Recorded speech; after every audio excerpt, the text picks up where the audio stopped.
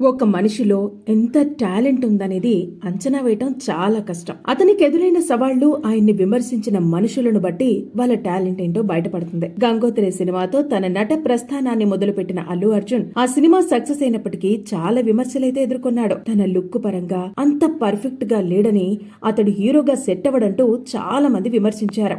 ఇక ఇలాంటి క్రమంలోనే సుకుమార్ ను దర్శకుడిగా పరిచయం చేస్తూ ఆయన చేసిన ఆర్యా సినిమా యూత్ఫుల్ సబ్జెక్ట్ గా రావడమే కాకుండా ప్రతి ఒక్కరిని మెప్పించిందే. ఈ సినిమాతో స్టైలిష్ స్టార్ గా తనకంటూ ఒక బ్రాండ్ ని క్రియేట్ చేసుకున్నాడు. ఎవరైతే తనని విమర్శించారో వాళ్ళందరూ అల్లు అర్జున్ ను స్టైలిష్ స్టార్ అంటూ పొగిడేలా చేశాడు. ఏదైనా తన దగ్గర లోపముంది అని తెలిస్తే దాన్ని ఓవర్కమ్ చేయడానికి అల్లు అర్జున్ ఎప్పుడూ ప్రయత్నిస్తూనే ఉంటాడు. ఇక తెలుగు సినిమా ఇండస్ట్రీ నుంచి ఏ ఒక్క హీరోకి ఇప్పటి వరకు నేషనల్ అవార్డు రాకపోవడంతో దాన్ని మనం ఎలాగైనా సాధించాలి అని టార్గెట్ పెట్టుకుని ముందుకు సాగాడు. పుష్ప సినిమాలో నటించినందుకు గాను అతడికి నేషనల్ అవార్డు వరించిందే.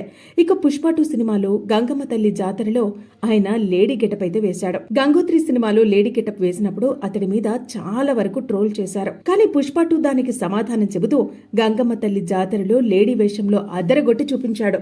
ప్రస్తుతం పాన్ వరల్డ్ లోకి ఎంట్రీ ఇవ్వాలనే ప్రయత్నం చేస్తున్నాడు.